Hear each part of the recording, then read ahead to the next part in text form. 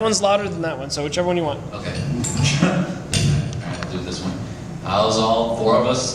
Four. Yeah. How we all doing? Woo! Yeah, I'm doing okay. I'm doing pretty good. You know, got a new pair of glasses. You know, I'm crooked, not bent anymore. I like it. I like to wear my glasses when I go to bed at night. What? I do. Yeah, dude, I can see my dreams so good now with these new glasses. It is incredible. Oh, finally. So I was on BuzzFeed the other day, and there's this article I found. It was really interesting. It's like top 10 signs you might be a serial killer. Number one sign is you have murderous thoughts. Way to be on top of the game, BuzzFeed. Next thing you're gonna say, top 10 reasons you're a dog person. Number one reason, you like dogs. Oh, wow. All right. Yeah. I don't know. You can pick a lot of things in life. You can't pick your nickname. I'm learning that. It's the one thing you can't pick. I don't know. It's weird. It's weird for me. I've had a lot of nicknames, and I've hated every single nickname that I've ever had. Curls was a great one in elementary school. Really? Curls? Great. How original. Garrett the Ferret. That was a fun one. Used to think that was because my name rhymed with ferret. Now I think it was because some bullies in middle school like to get away with a little bit of anti-Semitism. So, fuck those guys. Yeah, I don't know. I was watching the NFL Combine the other day. It's incredible. This one guy, he bench pressed like 500 pounds. Like just 20 times, lifting. It's amazing. But this one commentator, this weakling, he was just like, yeah, this guy can bench press like 500 pounds, but he's really slow. He can't move very fast. He's slow. I'm like, dude, that guy can bench press 500 pounds. If you can bench press 500 pounds, you don't have to move fast for anybody. If you bench press 500 pounds, people move fast for you. In fact, that's what that guy should put on his resume when he goes to apply for jobs and stuff. What do you do, man? I bench press 500 pounds. Oh, shit. Man, you're hired. Welcome to Kmart, come on. I don't know. I'm reading this book right now on firefighters. It's so inspiring, you know?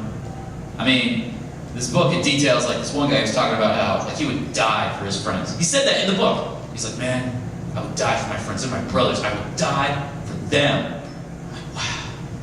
Because I look at my friends and, I mean, they don't even pick me up at the airport, so... They're like, I'm like, hey man, can I get a ride? Yeah, where are you? I'm at the airport. Oh, fuck you, man, they got cabs. Click, that's it. I don't know. Shit. So, I was in the smoke shop the other day, just chilling, hanging out, and I saw a lighter with the Star of David on it. And this is how fucked up my mind is. My mind was like, is that a reference to the Holocaust? Or no, I know, it's okay. I'm Jewish, I can say that joke.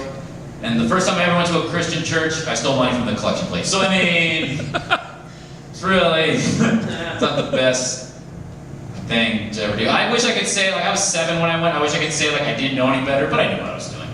I knew what I was doing was wrong. I just thought, you know, fuck it, yeah. No excuses, that was just the worst thing. That's to date been like the worst thing I've ever done, is stealing money from the church collection plate, and then getting caught, and then returning it, and then playing dumb. That's the order it went in for me. Like, I just, oh God, I was like, I didn't know,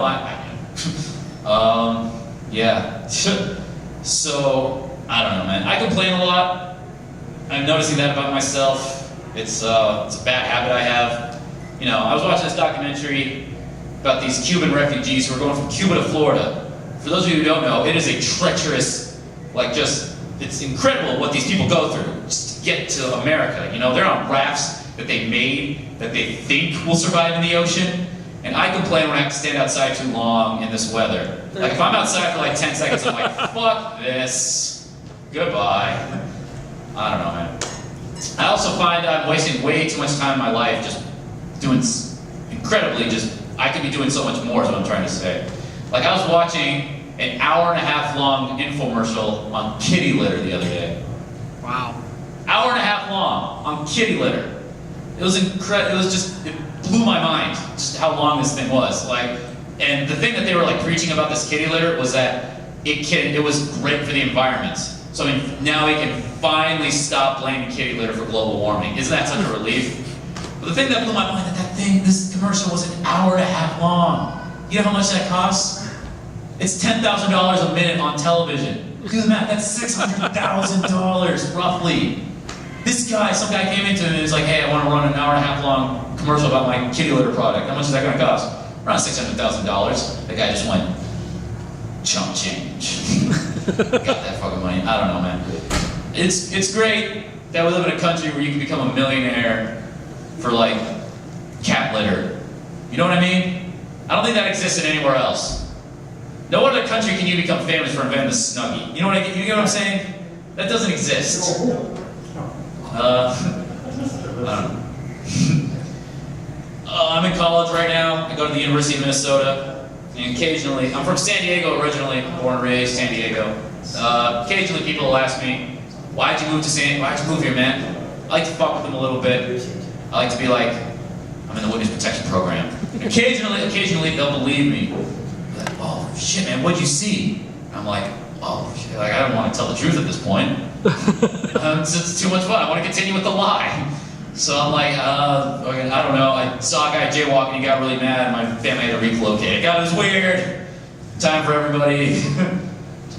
I had to fucking up and leave to Minnesota. And I told that lie, and then this girl was there, and she believed that lie, and then she asked me, so is Garrett Palensky your real name? And I was like, no. Because why tell the truth there? And she's like, well, is it safe for you to tell me your real name? I'm like, yeah. Gotta keep it a secret, like between us. She's like, okay, what's your real name? And I'm like, Michael Jackson.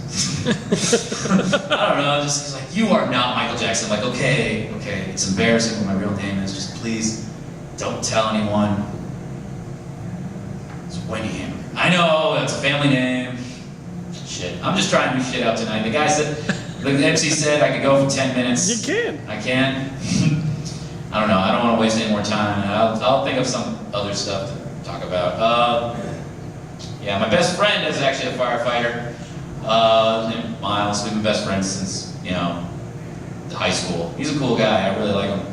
But he's got real people problems, Like real problems. Like I called him up once and I was like, man, I'm in school, I'm really depressed, I'm getting behind my homework, man. I don't know, man. He's like, wow, yeah, man, that sounds tough. Hey, the other day, when I was in a burning building, and like people around me, and I were like trying to get out, and I barely escaped with my life.